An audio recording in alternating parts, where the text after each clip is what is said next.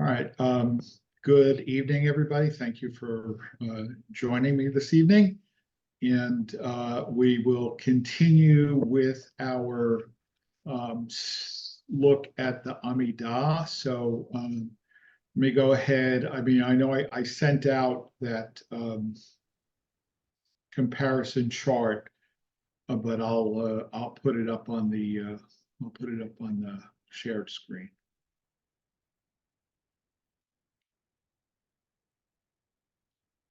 So, what we noticed, obviously, last week is that if you look at the weekday Amidah and the Shabbat or festival Amidah, the first three blessings are the same, and the last three blessings are the same. It's only the middle that's different. Not only, I mean, that's, on a weekday, that's the bulk of the words. But, like I compared it last week to like a sandwich, right? Like the first three blessings are one piece of bread, the last three blessings are the other piece of bread. And it's just, what goes in the middle that changes. And then Sue raised the question, because apparently Amidah is not a term that's necessarily familiar, or it's certainly not what you grew up with. And when you grew up, it was known as the Shmona Esrei. And I explained that the word Shmona Esrei means 18. And it gained that name a long, long time ago. I mean, centuries ago, because the weekday Amidah originally was 18 blessings, but then a 19th was added, but the name never changed. And, we spent a little time at the end of the class looking at the question of which was the 19th blessing. And it was believed until quite recently by most scholars that the Birkat Hamimim, this is number 12, the malediction against the heretics, was the 19th benediction, but the scholarly consensus is changing on that. So what I propose to do this evening is let's just actually like read through the whole Amidah. Okay, we're not in any hurry, and since we just finished davening Ma'ariv, so presumably everybody has at hand a Siddur where you can easily find the weekday Amidah. And it really, I mean, the one thing that we'll also notice, and I'll raise this before we get into looking at the text, is that, I mean, you may have noticed this, or maybe you didn't, like you noticed it and you didn't even realize that you had noticed it, right? But the weekday Amidah, right, which we pray in theory 3 times a day, right? We have Ma'ariv at night, but that's the first prayer of the day because the day begins at dark.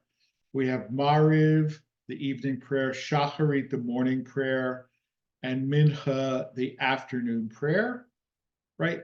The Amidah is the same for all three of those services, with one exception, right?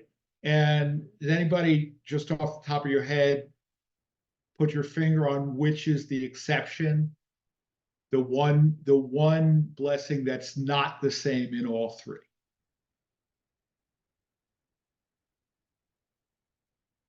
Yeah, Gail.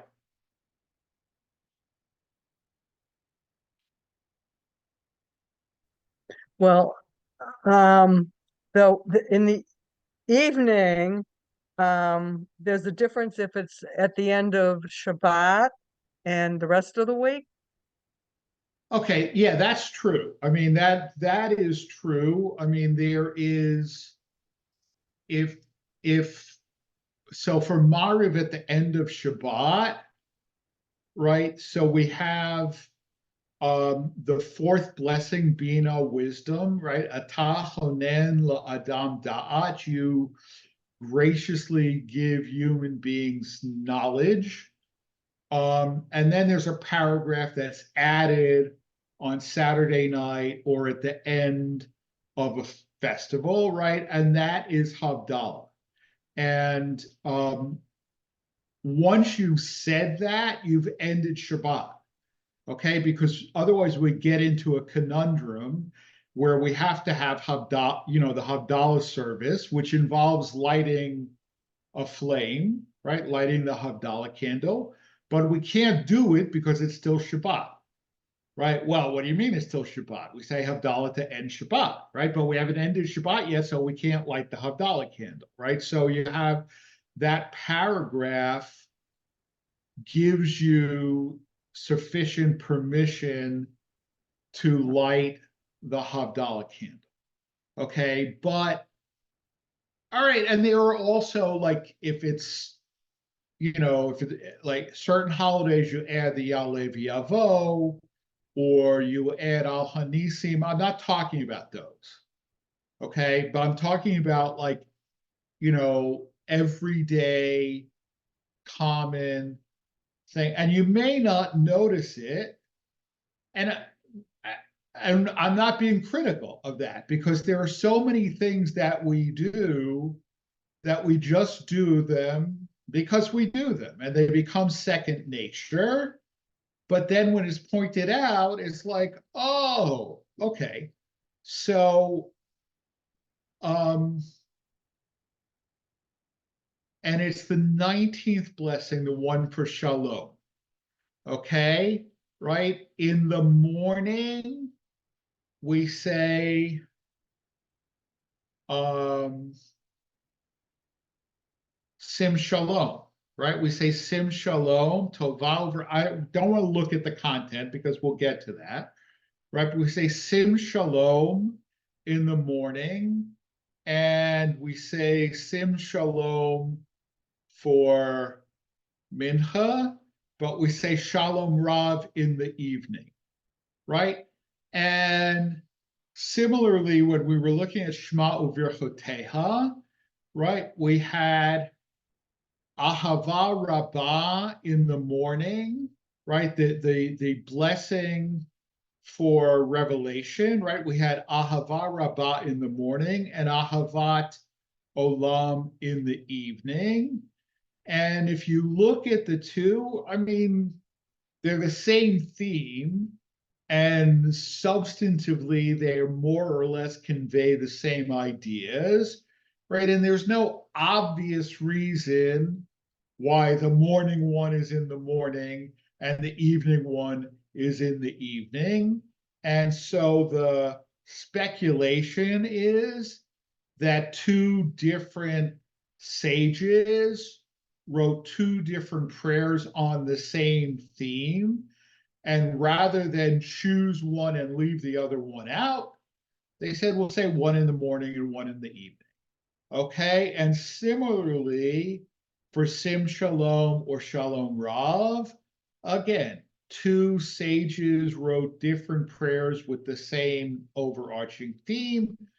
And they said, rather than omit one, will say one in the morning and one in the evening. But again, I don't think, I mean, maybe when we look at it, you could find an objective reason why the morning one is in the morning and the evening one is in the evening.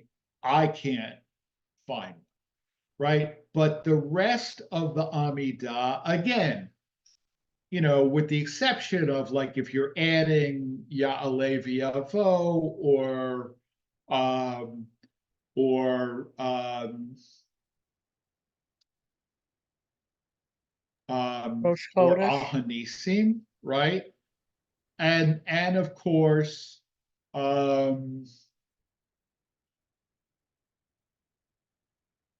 so if you're adding Ya'aleh V'yavo or Al Hanisim, then obviously it's different.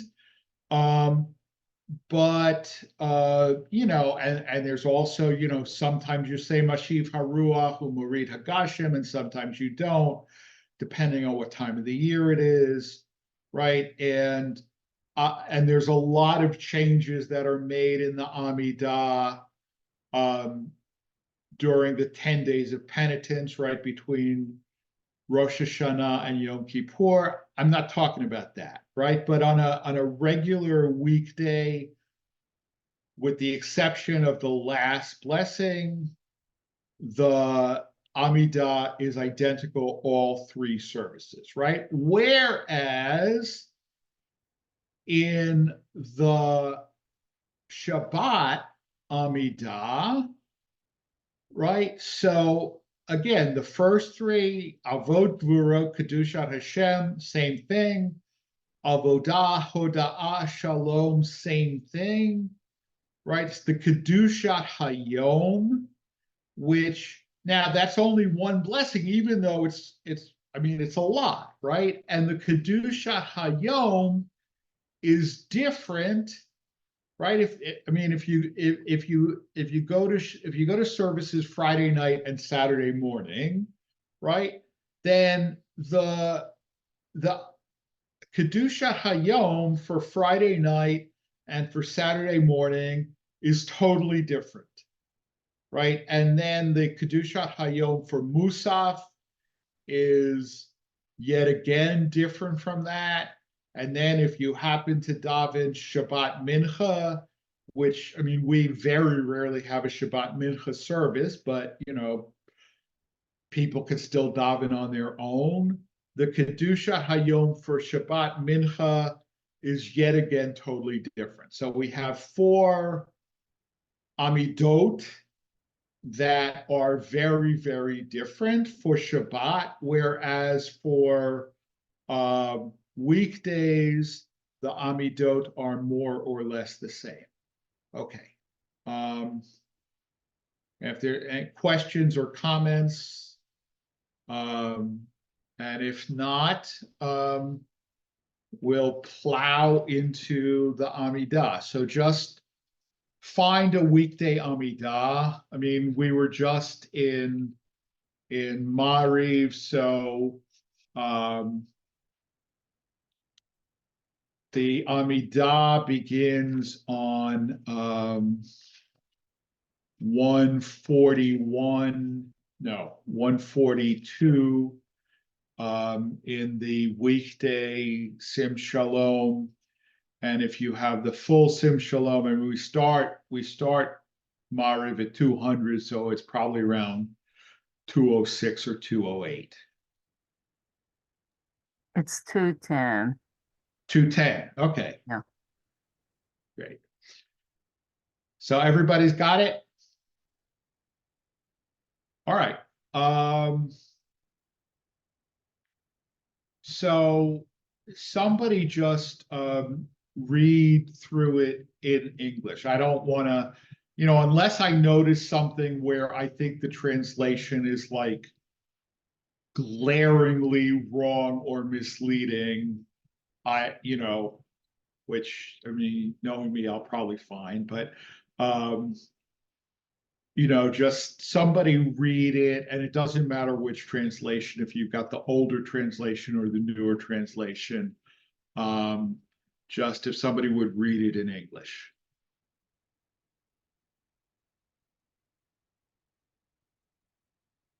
All right, Toby, go ahead.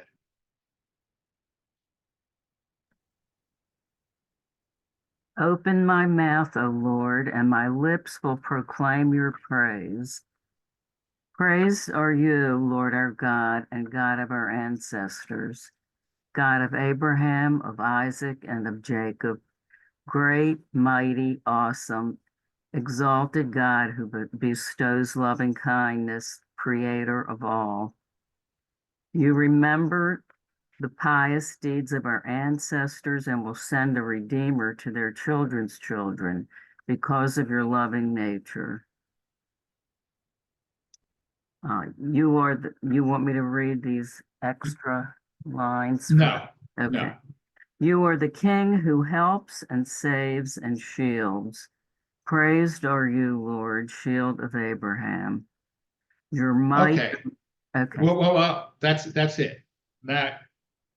That's the end of the first blessing. That's the end of a vote, right? Because you can tell it's the end because it's a Baruch Atah Adonai, right? So it has a Hatima, so that's the end. Okay, so now I already, because you read the 1985 translation, I am going to point out something in the translation because I think it's important. Okay.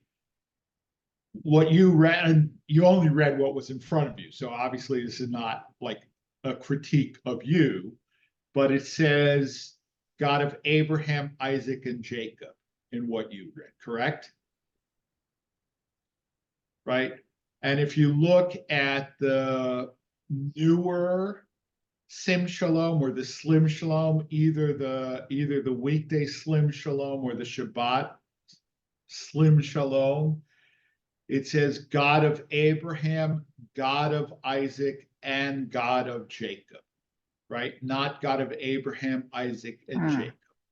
Okay. And if you look at the Hebrew, right, that is a better translation because it says Elohei Avraham, Elohei Yitzchak, Velohei Yaakov, right?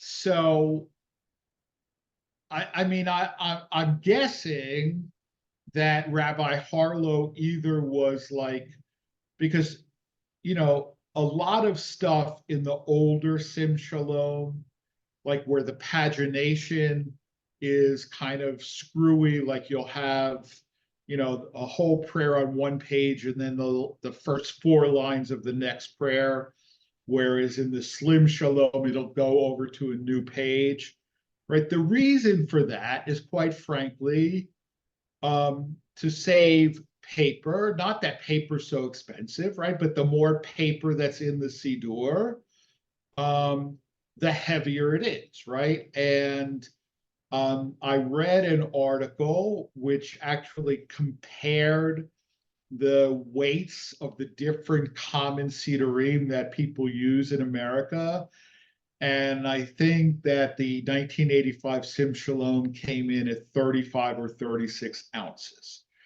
Okay. And I will tell you that when it came out, people complained about how heavy it was because it replaced the Silverman Siddur. The Silverman Siddur was a Shabbat and festivals only. It wasn't a Siddur Shalem. So it was significantly heavier. And, as we know, right, the conservative movement is aging, right? And therefore, people were complaining about it being too heavy, okay, because it gets tiring after a while. Now, they could also have used smaller print, but then people would have complained that the print is too, right? Because right, everyone here is wearing glasses, right? So, but God of Abraham, God of Isaac, and God of Jacob is a better translation, not only because it's more accurate, but because, and I have made this point in sermons occasionally, right, that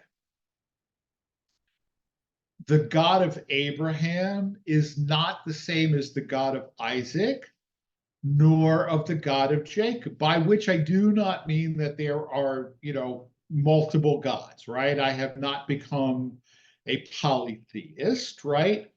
But just like, there are 6 of us in this discussion right now, there are 6 gods, right? By which I mean that each one of us has our own understanding of God and our own relationship with God, right? It's the same God, right? But the relationships are different, right? In the same way that, you know, my relationship with Kelly, right? All of you have a relationship with Kelly of some sort or another, right? My relationship with Kelly is not the same as any of yours relationships with Kelly. If it were, I would be very upset, right? But doesn't mean there's 6 Kellys, right? One is plenty.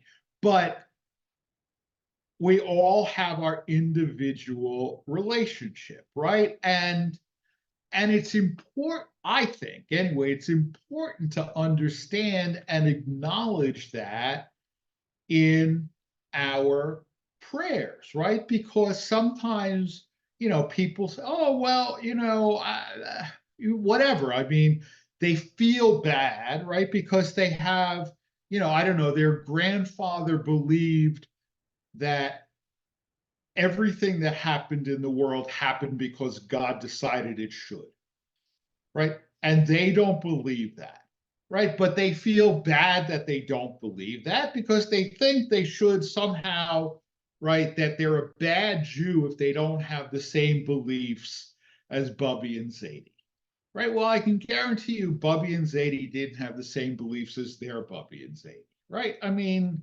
because we're all individuals, right? So, all right, I made my point. I think I probably like overstated my point.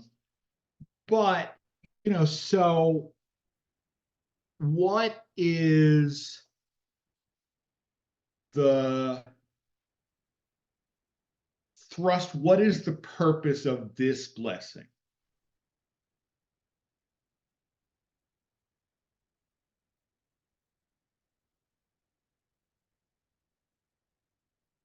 Right? So this is praise, right? It's praise of God, right? But I mean, so the first 3 are all praise of God, but it has a specific sort of focus. Yeah, Leslie.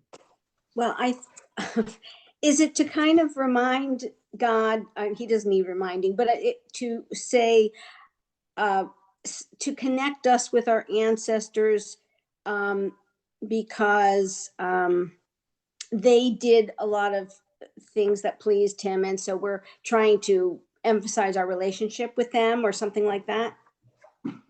Yeah, I believe that 100%. I mean, I think that, we're saying to God,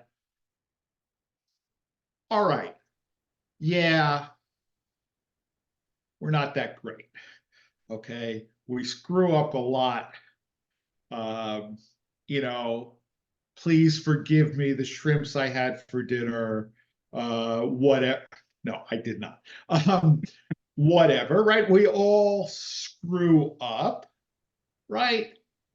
But we have yichus, right? We come from a good family, right? And you made promises to each of them, right? To each of the patriarchs that, your seed would be as numerous as the stars of the heavens, I give this land to your descendants, et cetera, et cetera. So we know that, we're not that deserving, right? But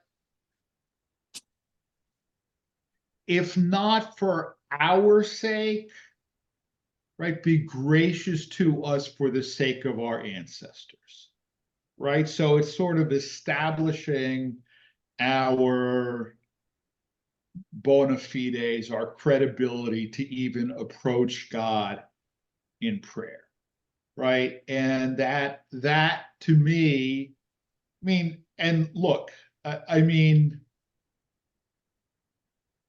when people were writing these prayers, they didn't leave notes saying, my intention in writing this prayer was, right? So, if somebody else has a different thought as to what the function of this prayer is, could be right also, or, whatever. But Leslie, the way you phrase it, I mean, that's exactly the way I understand it as well. Right. There's also a promise to send a redeemer. Mhm. Right. Yeah. Looks to the future. Yes, right. We'll send a redeemer to their children's children, right? Umevi go'el livnei v'neihem l'ma'an shemo b'yahava. Right? For the sake of your name. Right. So it is, right? I mean, that's very good, because it's like, it looks to the past, right? But it also looks to the future, right? Which, I mean, it's one of the reasons why I love teaching classes like this, right? Because believe me, it is not merely me imparting my great wisdom to you. I mean, I learn too, right? And when you pointed that out, I mean,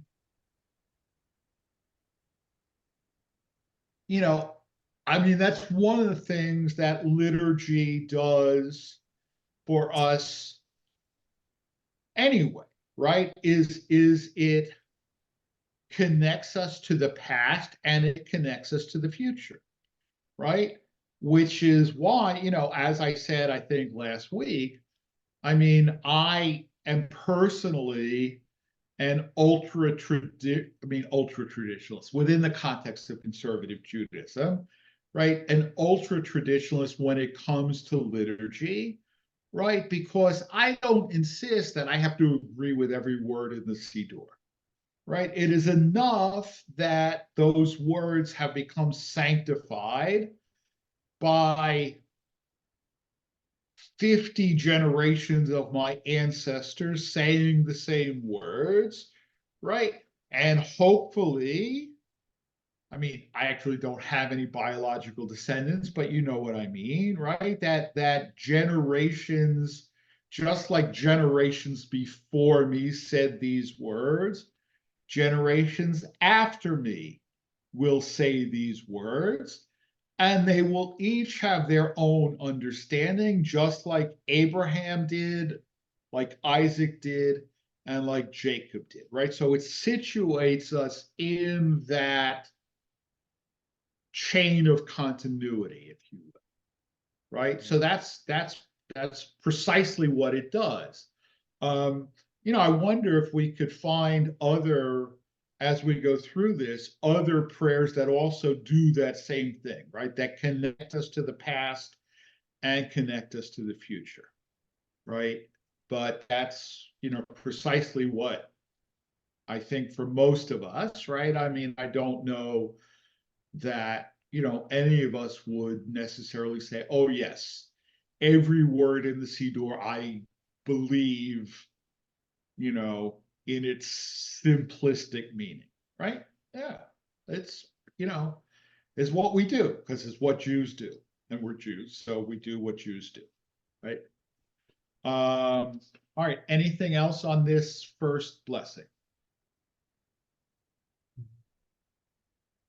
All right, let's go on to the next one.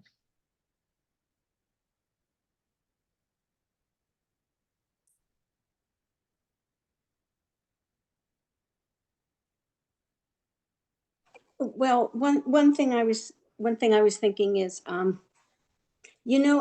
at the binding of Isaac, they said at the end, it says that God opened Abraham's eyes and he saw the ram. Mhm. Well, I think the first line is kind of like saying, it's saying, help me to pray and to praise you. Like open my mouth is almost like tell me what words to say or what intention to have so that I can praise you properly. Right. Yeah, no, absolutely. I mean, that is actually technically not part of, that's like an introduction or a preamble. It's not actually part of the Amidah, right? And so like when we have a repetition, right, the Hazan or the Shaliach Tzibur doesn't start with Adonai Sifatai Tivtah. They start with Baruch Atah Adonai. But yeah, I mean, it's like open, right? I mean, that's what it says, right? That if you, and there's all the like, I mean, there's a couple of Hasidic stories on this same theme, right? There's one about this guy, he was, fairly uneducated. He didn't really know how to read, but he knew the alphabet. Right? So he would go into the shul and he'd just say the alphabet over and over. And he'd say, God, you know the prayers, so take these letters and arrange them in the right order. Right. And then there's the one about, the little kid who had like a whistle. And, in the middle of davening, he blew into his whistle because he was like, he didn't know how to say the prayers, but he was so excited.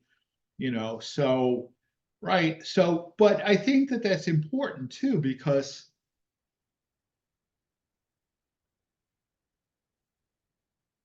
Judaism is a fairly intellectual tradition, right?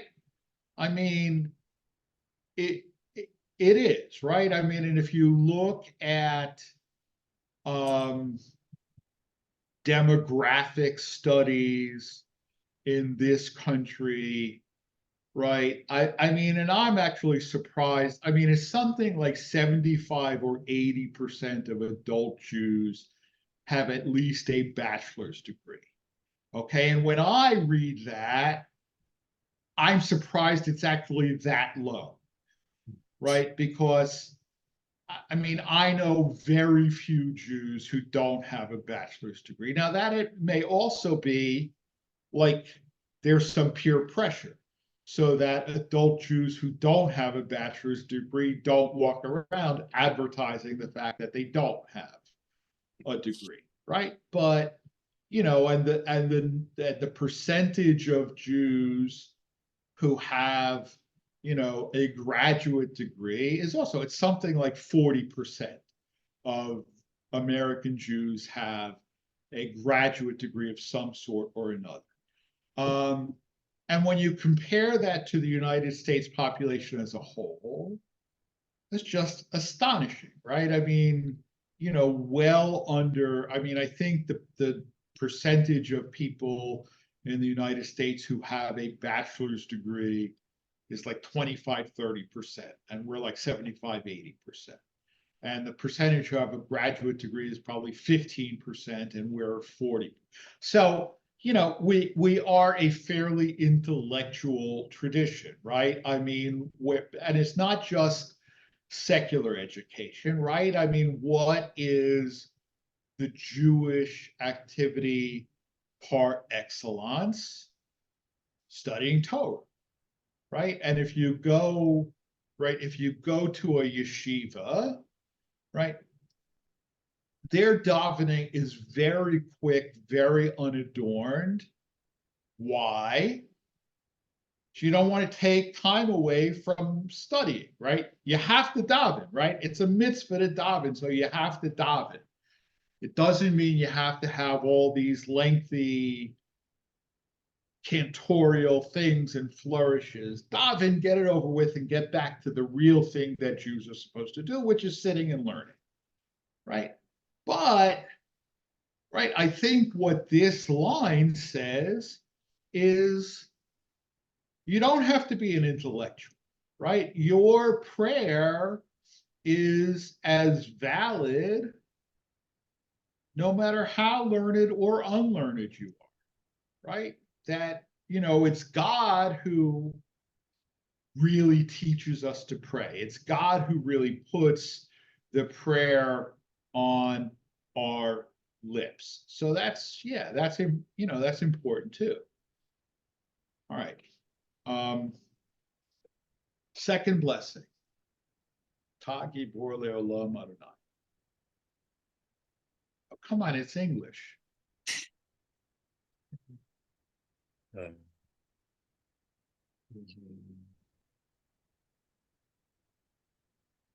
Okay, I'll read it. Your loving kindness sustains the living. Your great mercies give life to the dead. You support the failing, heal the ailing. Right, What's the matter? no. Go ahead. You're in the right place. Free the fettered. You free the fettered. You keep your faith with those who sleep in dust, whose power can compare with yours. You are the master of life and death and deliverance. Faithful are you in giving life to the dead. Praised are you, Lord, master of life and death. Okay, right. So what's the theme or purpose of this prayer?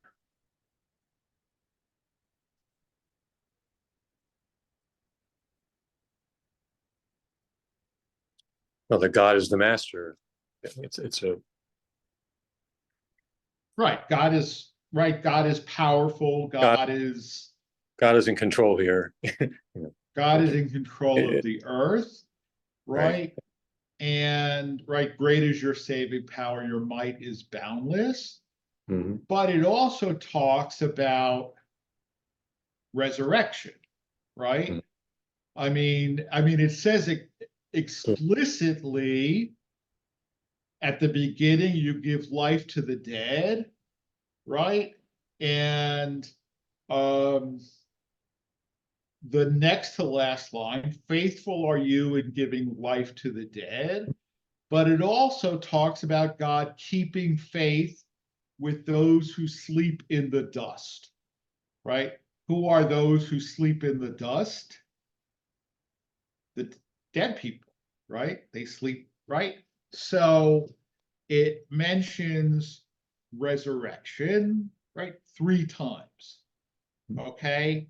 Which is one of the reasons why the Reform and Reconstructionist Siddurim rewrite this whole thing, right? Because they don't believe in bodily resurrection, right?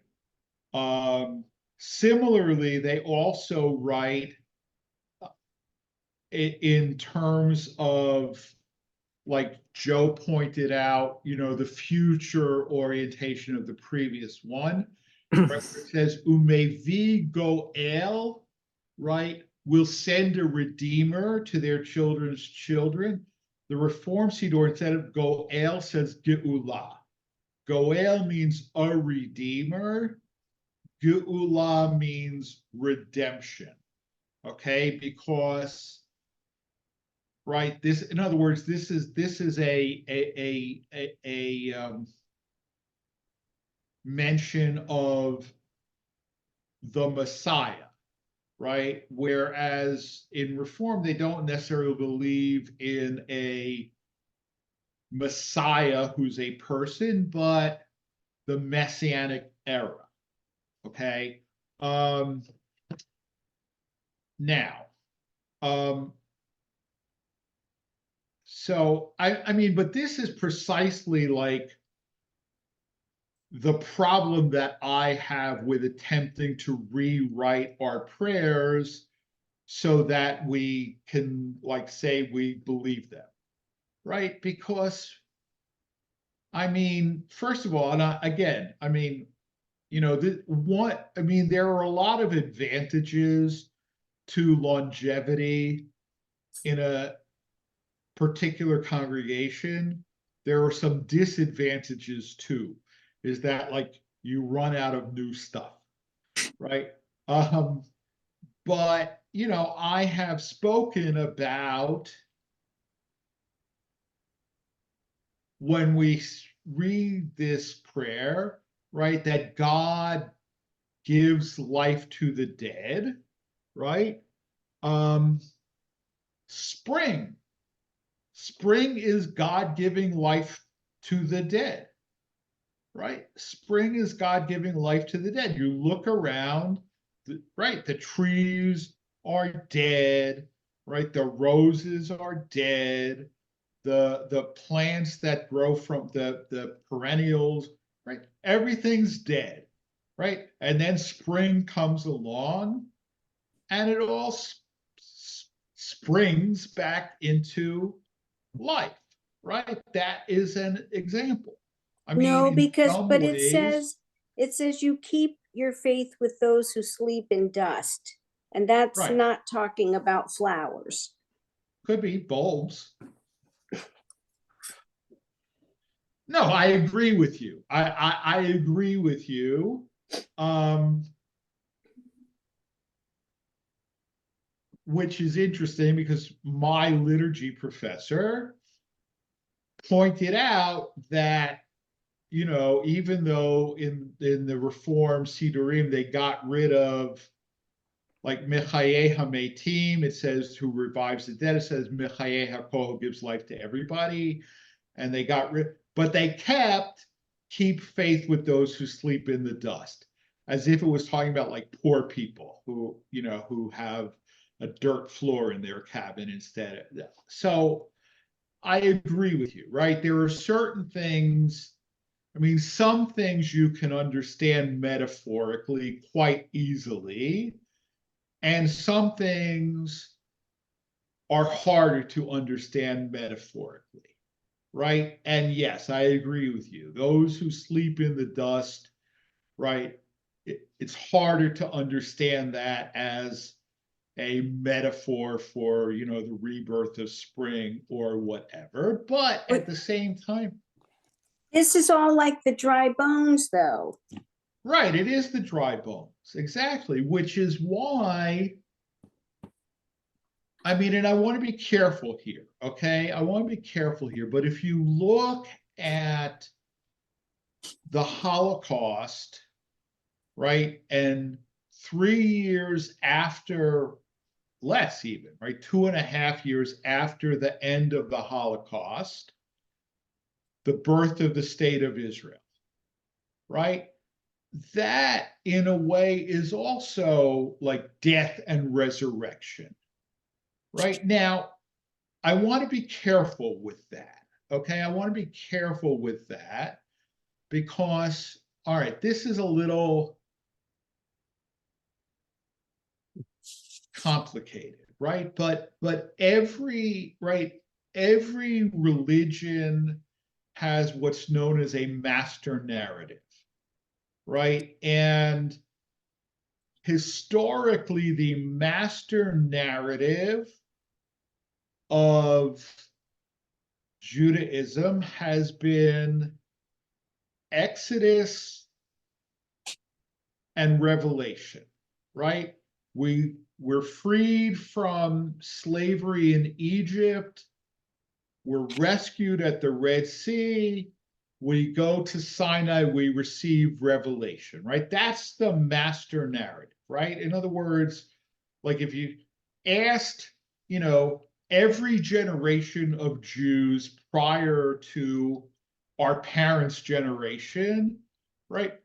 What are the most important events in world history, right? They would have said the Exodus and the revelation at Sinai, right? Now, for many Jews, and I don't know, I honestly don't know whether the fact that Jews younger than us don't view Israel the same way that we do, whether that will change this, right? But for many Jews, the master narrative is now Holocaust and Israel, right? And first of all, if you've changed the master narrative, is it even the same religion?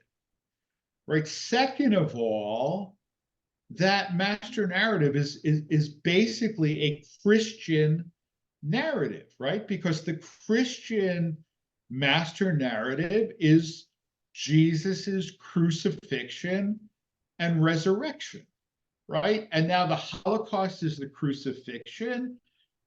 The creation of Israel is the resurrection. It's a Christian master. Now, just because something is Christian doesn't mean it's bad, right? But I mean, it's really fundamentally, I mean, I have a real problem with that. So I don't want to like overstate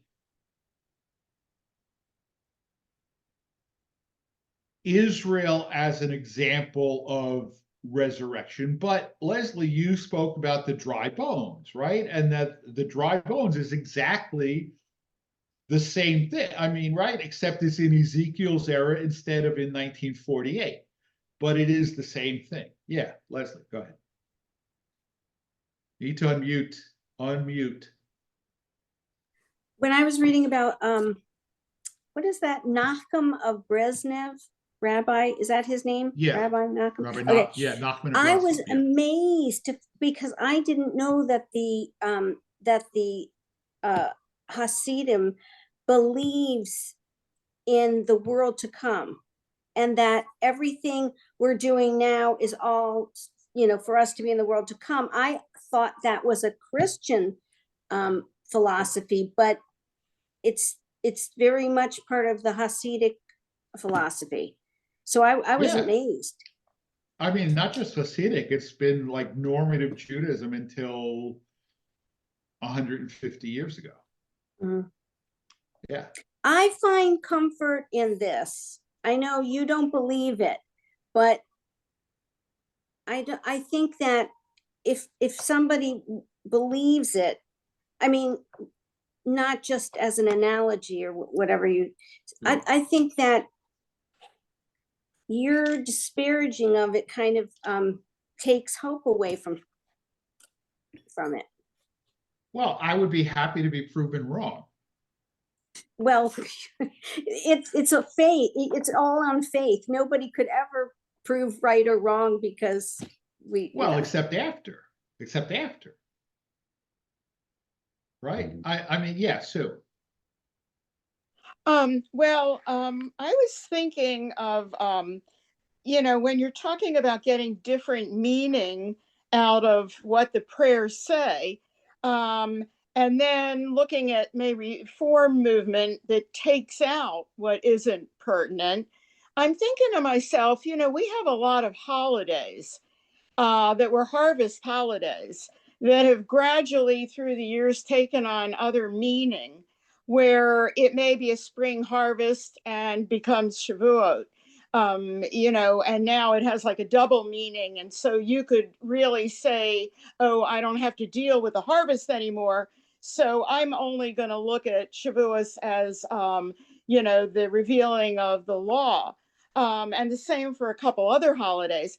But I don't see, we're not getting rid of the holiday. So my thing is, why get rid of a prayer that's been around forever? Maybe you could just look at it, like you said, with different viewpoint. Or I don't see anything wrong with believing what it says. Like if I want to believe that God can resurrect the dead, why should I feel old-fashioned? Right.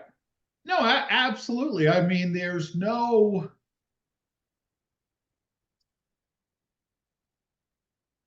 nobody would ever say to you, I mean, you may not believe this, right? It's simply that you're not required to believe this, right? I mean, similarly with, the revelation at Sinai, right? I mean, the traditional view is the Torah that we have now was revealed word to word to Moses at Mount Sinai, right? I do not believe that. You are not required to believe that. It doesn't mean you're forbidden to believe that, right? So no, absolutely, I agree with you, and that's where, I mean, and look, and obviously I left Reform for a reason or many reasons, right? But it does, in essence, right? Like similarly, like they'll say, well, you don't have to keep kosher. Say, okay, you don't have to, but I want to. Well, fine, you can, right? But then you go to a Shabbos dinner at a Reformed temple and you can't eat because it's not kosher, right? So in essence, right, they really have it to my way of thinking, almost said, no, you really can't keep kosher, right? Because you're like a weirdo. You can't even eat the food that they serve in your own temple, right? So, I mean, granted, look, I mean, our standards of kashrut are different than Orthodox standards too, but not to that extent, right? And if, on rare occasions when people have had relatives who are more traditional, right? They've spoken to me and I say, well, this is what we do, this is what we don't do. You could eat this, but you probably don't want to eat that, right? But yeah, I agree with you. I mean, I think that right. In other words, I am perfectly fine. I'm fine with skipping stuff because our services are really long, right? I am fine with skipping stuff. I am not fine with rewriting stuff personally. I mean, having said that, you know, I mean, the conservative movement has been rewriting certain things for a long time, and our Siddur has things that are different than the Orthodox. I don't insist to go back to the Orthodox formulation either. I'm perfectly, because this is also now a received text. But yeah, Leslie. But what I don't understand, why do you believe that God said, don't eat these animals and don't do this, cook on Shabbos or whatever it is, but you don't believe that the part where he the prophecy of Ezekiel, that God took him there and talked about the dry bones. I mean, it seems, I'm just curious as to, I can't quite figure out what your conception of God is or what you believe, because why would you believe one thing and not the other?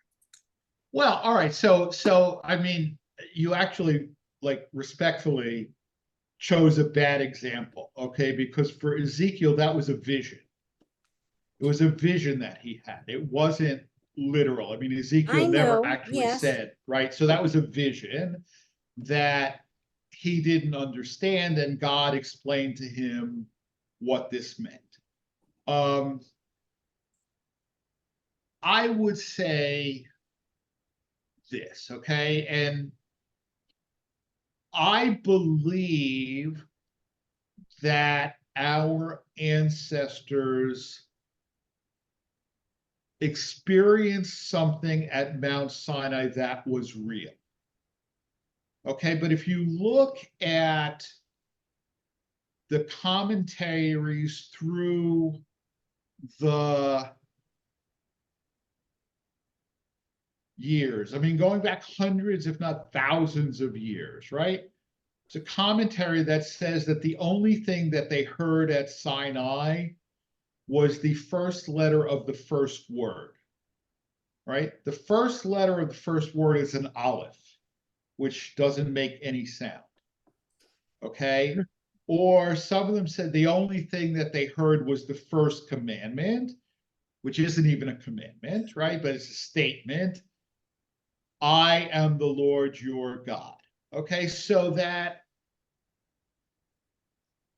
it was an encounter with God that was real, but the Torah is our ancestors seeking to explain their perception of what God wants of them. right? So it comes out of a real encounter, but that encounter was not in words. It was in the existence of God, right? And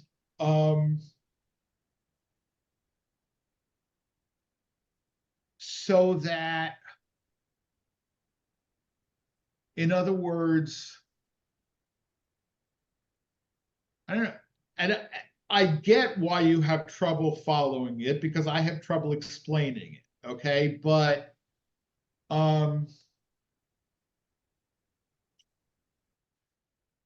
right, so you have asked me questions about Shabbat observance as you are seeking to grow in your observance of Shabbat, okay? Which thrills me to no end, right?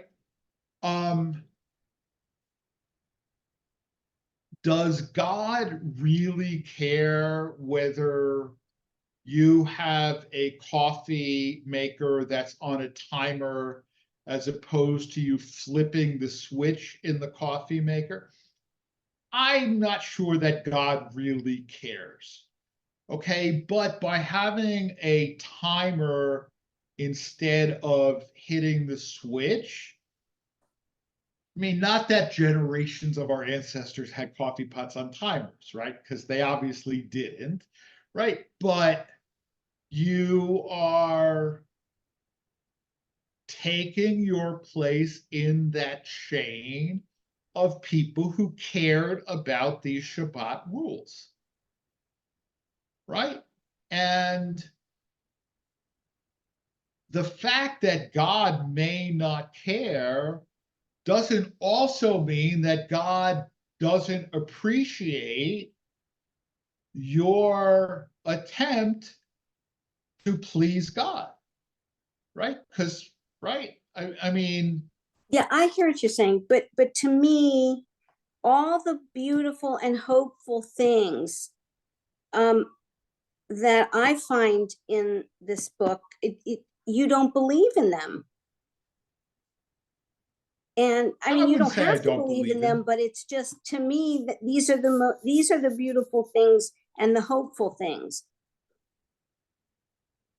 Right, but if I find it impossible to believe it literally, but I can reinterpret it as a metaphor, I still hold on to it, right? I mean, I absolutely, like, in other words, I mean, it also depends on what you mean by believe or don't believe, okay? In other words, right, because nobody knows what happens after we die, right? So I am not willing to say, I promise you that you will see your parents once you die. I can't say that because I don't know that, right? Is it possible that you will? Absolutely, it's possible that you will. Would I like that to be the case? Yeah. I mean, I liked your father. I'd like to see him after I die too. But my point is, if you're going to say you don't know that you can't believe this because you don't know what's going to happen, then I mean, you can't say that. How can you say that the Jews saw God at Sinai, because you weren't there either? And so that's what faith is, isn't it? Isn't all of this on faith? Yeah, but I have more faith that Sinai really happened than that there's an afterlife where we have that level of perception. Well, I don't see Because why. why? Because I have enough generations behind me that attest to it. Whereas I don't have anybody that attests, right? I mean, we can know more about the past than we know about the future. Except that the Torah is supposed to tell us a lot about the future. Sure, sure.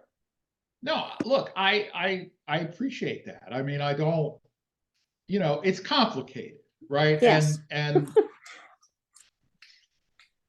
I thought we would get through more than the first two blessings, but that's okay.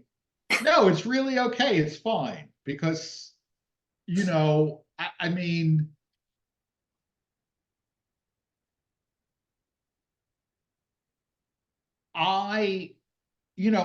I've said this before, okay? Again, like you run out of new things, right? But if somebody says to me that they really disagreed with something that I said in a sermon or a class, I don't get upset. I mean, quite the opposite.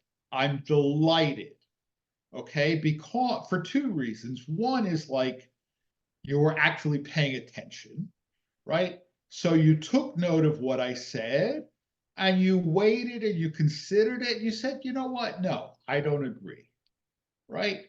But and the other thing is it pushes me to sharpen my own thinking, right? I mean, there are things that I say which I'm comfortable saying because I know what I mean, right? But if I know what I mean, but none of you know what I mean, right? Then either I haven't said it well, so I have to work on saying it better so it's more intelligible, right? Or it's not as smart as I thought it was. It's not, and I have to rethink. In other words, I have to either rethink the way I phrase it, or I have to rethink what I say I believe. Right? So that's awesome. It's tremendous. Right? So I would absolutely encourage you to keep pushing me on this stuff because it forces me to sharpen my own intellect, right? Which is good. All right. Anybody else? Yeah, Sue.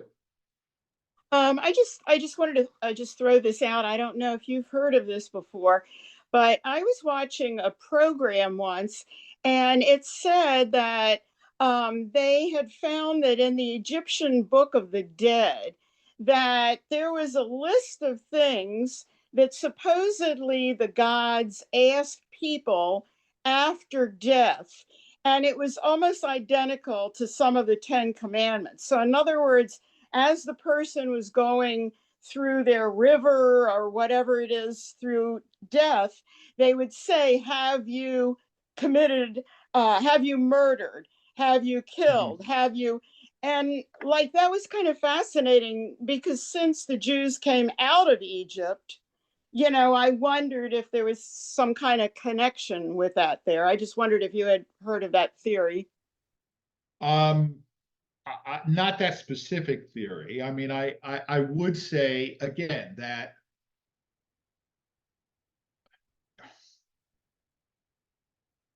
this is hard to phrase. Because if you believe that this is just from God, then why would there be, cultural influences from, right? But if you look, right, but I mean, there are cultural, right? There are other ancient Near Eastern civilizations that have similar beliefs, whatever. I mean, like, the Code of Hammurabi has a lot of overlap with what's in the Torah, except that in the Torah, it's much more egalitarian than it is in the Code of Hammurabi. Okay, where like the penalty for murder differs based on the social status of the victim and of the murderer, right? Whereas where the Torah has a very egalitarian thrust. So that, as well as the fact that, like, all right, so we have two types of commandments, right? We have hukim and we have mishpatim, right? Mishpatim are commandments that, like, make logical sense, and hukim are commandments that don't, right? Like, we're going to read this Shabbat, the maftir is the red heifer. Okay, the red heifer is a hoax. It makes no sense whatsoever, right? But nobody walks around saying, oh, thank God that the 10 Commandments tell us not to murder. Because otherwise, it would never occur to us that murder was bad without the 10 Commandments, right? It would never occur to us that theft or adultery are bad if not for the 10 Commandments, right? So the fact that there may be similarity doesn't necessarily mean it's a direct influence. I mean, these are like things that are objectively good, and if you didn't have a society that believed they were objectively good, it'd be a hell of a society, right? All right. Laila Tov, Shabbat Shalom.